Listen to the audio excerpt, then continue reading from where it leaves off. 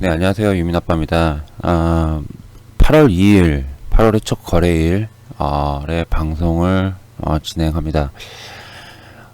이번 방송은 투자 전략 부분에 해당되는 방송으로서요. 미국장, 지난 7월 30일, 7월의 마지막 거래일, 미국장을 보면서 국내 증시의 어떤 흐름이나 아니면은 전략, 이런 부분들에 대해서 간단 요약, 방송을 진행해 보도록 하겠습니다. 목소리가 잠겨 있어요. 새벽에 일찍 잠이 깨다 보니까 너무 빨리 출근을 해가지고 지금 시간이 새벽 4시 30분 막 지나고 있어요. 그러다 보니 목소리가 많이 좀 잠겼습니다. 자, 지난 7월 30일 우리나라 시간으로 이제 새벽이었죠. 아마존의 실적이 발표가 됐습니다. 시장 컨센서스가 못 미치는 그런 실적이 나왔죠. 그래서 이제 시간에서 마이너스 7%, 그리고 우리나라 증시도 여기에 영향을 받았던 모습을 보여줬습니다. 뉴욕 증시에서 아마존닷컴은 마이너스 7.56%를 빠졌어요. 7.56%를 빠졌는데, 결국엔 이제 그 아마존을 비롯한 이 팡맨이라고 하죠. 예, 팡마 뭐 이렇게 부르기도 하고 팡맨이라고 부르기도 합니다. 네, 이제 팡마라고 부를 경우는 엔비디아를 갖다가 제외한 나머지 빅테크 종목들을 말하죠. 자, 이 흔히 말하면은 우리가 흔히 말하는 이 빅테크 관련 종목들, 이 종목들은 대표적으로 이제 플랫폼 관련 기업들로도 분류가 됩니다. 이 기업들 같은 경우 전 세계 모든 투자자들의 가장 신뢰받는 종목들이다 라고도 표현할 수 있겠죠. 근데 이 종목들 팡마라고 하면은 이제 애플, 전 세계 시가총액 1위 기업이죠. 애플, 그 다음에 아마존, 마이크로소프트, 그리고 넷플릭스, 구글, 또 하나가 뭐죠? 왜 기억이 안 나나? 예, 아마존, 애플, 페이스북, 페이스북까지 해가지고 총 6개 종목을 이제 팡마, 여기다가 팡맨이라고 하면은 엔비디아가 있습니다. 시스템 반도체, 엔비디아. 이것과 함께 팡맨 T 하면은 테슬라, 이렇게 말하죠. 팡맨 T. 그리고 그 위에 이제 어도브와 그 다음에 페이팔, 그 여러분들 많이 아시는 해외 역직구할 때, 해외 직구할 때 있죠. 그때 많이 쓰시는 그런 피지사죠. 피지사, 세계적인 피지사입니다. 그래서 여기 10개 종목이 나스닥의 시가총액 상위 총 10개 종목으로 이렇게 구성이 되어 있습니다. 그리고 이 빅테크 종목이다 라고 하면 보통 팡마 이렇게 부르기도 합니다. 자, 이 팡마 기업들에 대해서 좀 간단하게 좀 요약을 좀 해봐 드리면요. 요약을 해봐 드리면 구글만 슈퍼 서프라이즈급 실적이 발표가 됐어요. 구글만 슈퍼 서프라이즈. 그리고 아마존을 제외하고는 시장 전망치를 부합하거나 살짝 소폭 상회하는 그런 실적을 내놓긴 했습니다. 뭐 지금까지 분기별로 엄청난 성장률을 기록을 했는데, 이러한 성장률에서 둔화가 되는 그런 흐름이 나오려고 그러죠. 자, 여기서 하나 참고해야 될 게, 많이들 오해하시는 게 뭐냐면요, 침체가 아니에요. 그죠? 일부에서는 침체라는 표현을 많이 쓰는 것 같아요. 근데 침체가 아니라 정확하게는 둔화입니다. 둔화. 즉 무슨 말이에요? 성장률이 둔화가 되는 거예요. 성장률이 둔화. 그래서 이런 그동안의 어떤 피크아웃 논란이 있었는데, 실제로 이제 성장률 부분에서의 피크아웃이 나오는 것을 갖다가 아마존을 통해 가지고 확인을 했다, 이렇게 시장은 받아들이려고 할 겁니다. 자, 이런 분위기에서는 결국에는 어떻죠? 어떻죠? 결국에는 이제 이 빅테크를 중심으로 해서, 빅테크를 중심으로 해가지고 또 혼란스러운 장이 연출이 되겠죠. 그런데 여러분들 잘 한번 생각해 보세요. 잘 한번 생각해 보시면은 아마 그 부분에 대해서 이해가 되실 겁니다. 실제로 이제 지난해였죠. 지난해. 이게 많은 분들이 계속 오른 거라고들 또 그 생각들을 하시는 것 같은데, 참고로 보시면요. 예. 어디냐면 지난 8월 초였어요. 8월 초부터 올해 3월 달까지 예, 요 구간에서의 어떻습니까? 이 빅테크, 예, 팡마 종목들의 주가 흐름. 구글 같은 경우는 좀 먼저 뜨긴 했는데 대체적으로 뭡니까? 예, 옆으로 박스권을 그려주면서 흘러갔습니다. 실제로는요. 근데 지수는 상승을 했어요. 분명히 나스닥. 특히 S&P 다우, S&P 500 다우, 그 다음에 러셀 지수 같은 경우는 굉장히 강하게 상승을 해줬죠. 즉, 이 빅테크 팡마 종목들이 모든 어떠한 전 세계 투자자들의 신뢰를 가장 많이 받는 그러한 대표적인 그런 종목이긴 하지만은 이 종목들이 못 갔다라고 가지고 지수가 못 간 건 아니었죠. 대신에 중소형 기술주 등이 굉장히 강세를 보여주면서 지수 상승을 이끌어줬습니다. 이 종목들이 정체되어 있는 답답한 박스권 흐름을 보여주고 있음에도 불구하고 실제로 그랬습니다. 예, 보시면 그죠? 예. 이 아마존뿐만 아니라 뭐 페이스북이라든지 페이스북도 작년 8월에 예, 고점을 찔러가지고 어땠습니까? 예, 결국에는 이 박스권을 보여줬죠. 대부분의 종목들이 다 이런 식으로 올해 3월, 2, 3월, 3, 4월 달까지, 3월 달까지는 정체되어 있는 그런 흐름을 보여줬어요. 근데 지수는 꾸준히 올랐다라는 거예요. 예, 이 부분을 간과하셔서는 안 된다라는 겁니다. 자, 지난 30일 날 일단 주요 지수별 등락률을 보면요. 예, 다우부터 해가지고 전체적으로 다 하락을 했습니다. 전체적으로 다 하락을 했는데, 이게 가만히 보시면은, 나스닥 생명공학, 이게 나스닥 생명공학하고는 이제 섹터로 따지면 이제 뭐 헬스케어, 예, 그 다음에 제약, 바이오 신약, 이런 부분들로 또 나눠지죠. 근데 이 나스닥 생명공학을 저도 사실은 잘 이해를 못해요. 어떻게 구성이 되어 있는지. 어찌됐든, 나스닥 생명공학은 좀 덜 빠졌고요. 오히려 필라델피아 반도체는 올랐습니다. 예, 올랐습니다. 즉, 그리고, 이 부분은 좀 이따 설명을 하고요. 그리고, 이제 빅스. 예, 이 빅스 부분에 대해서도 제가 좀 설명을 좀 많이 드렸습니다. 팬데믹 구간에서는 어디였죠? 저점이 20이었어요. 그죠? 그리고 고점은 얼마였습니까? 한 35에서 38이었어요. 30에서 32 이상으로 가면은, 예, 최대 맥시멈 38이었고요. 여기가 상한선이었어요. 여기가 하한선이고요. 여기까지 내려오면은 어떻습니까? 빅스는 반등해서 올라갔고, 반등해서 올라와서 35에서 38 근접하면은 어떻습니까? 예, 하락을 했죠. 그런데 지금 어떻게 됐죠? 지난 3월 이후로 드디어 3, 4월 달에 20 이하로 내려갔어요. 20 이하로 내려갔다는 거는 16 정도에서 18포인트. 여기 선이, 16포인트 선이 하한선이라면은, 예, 25에서 28 정도는 상한선일 거랍니다. 상한선으로 보는 게 맞을 거예요. 자, 정말 안정돼 있어는 어떻죠? 11에서 12. 예, 그죠? 11에서 12가 최저점이고, 그 다음에 보통 한 19포인트 정도가, 예, 상단선입니다. 지금 현재는 16 이하죠. 16 이하에서 어떻습니까? 대략 한 20판 3, 4, 5. 여기가 고점이라고 보시면 돼요. 지금 구간에서는. 예. 그렇기 때문에 지금 18점 이상은 안정되어 있는 구간이죠. 사실은 안정되어 있는 구간입니다. 물론 계속 등락이 나오겠지만, 예, 탐욕지수 지난해 12월인가 언젠가 그때 90판 4까지 찍은 거 봤거든요. 예, 굉장히 뭡니까 과열돼 있다는 징후였죠. 예, 근데 사실은 20 이하거나 20 안팎이면 어떻죠? 예, 침체 구간입니다. 무슨 탐욕입니까? 탐욕 하나도 없죠. 그죠? 예, 그런 구간으로 봐도 되고.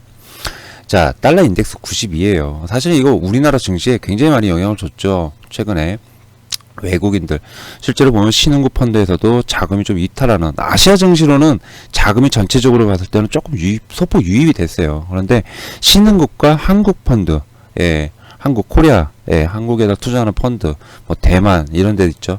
그런데도 다 소폭 매도 우위였습니다. 그러니까 유출이었어요. 유입이 아니라 유출이 더 우위였습니다.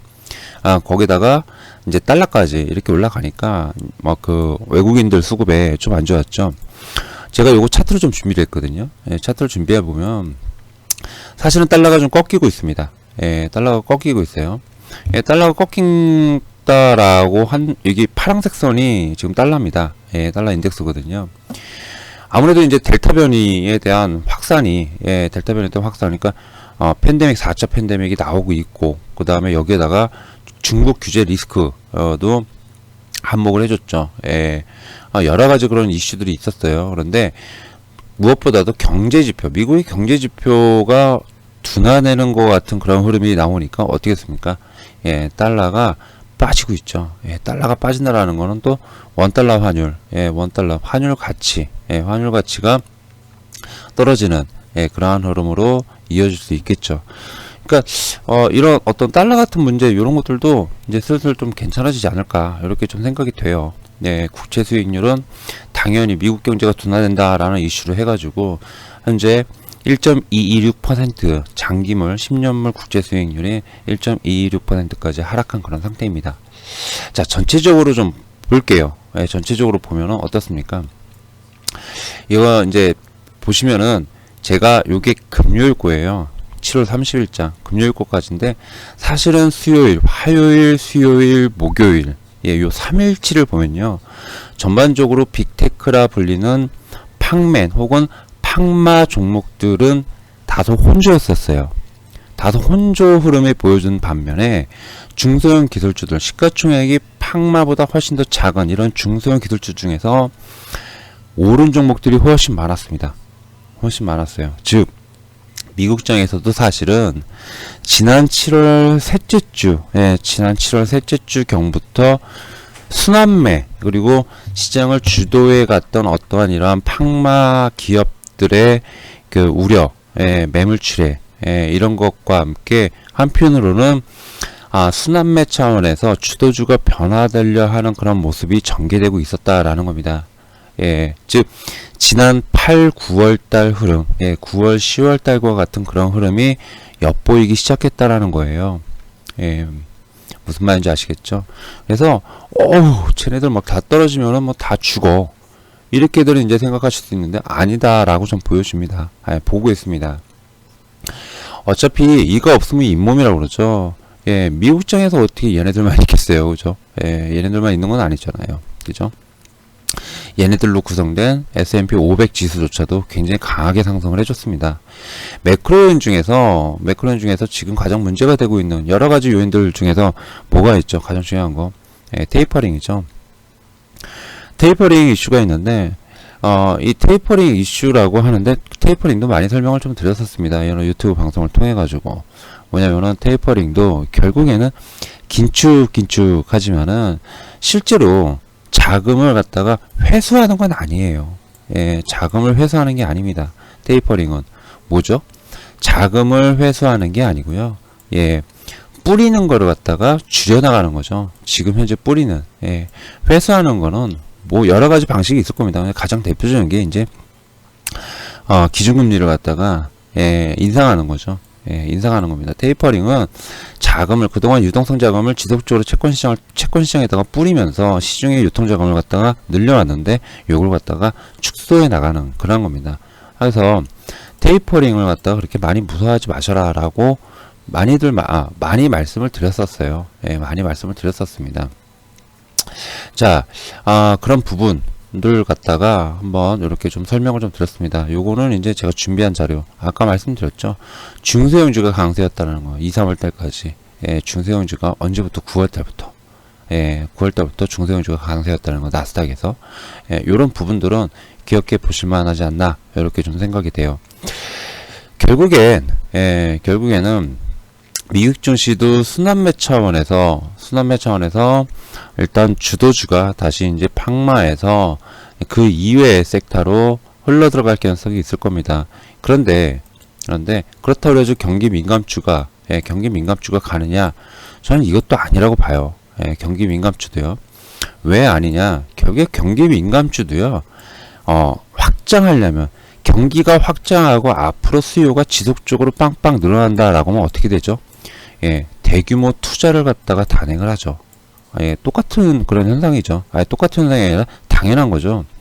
예, 대규모 투자를 갖다가 선행합니다. 앞으로 장래에 미래에 수요가 지속적으로 증가하면은 생산량, 공급량이 부족하고 공급량을 갖다가 맞추기 위해서 당연히 생산시설에다 투자하는 건 당연할 겁니다. 근데 그러지 못하고 있잖아요. 그죠?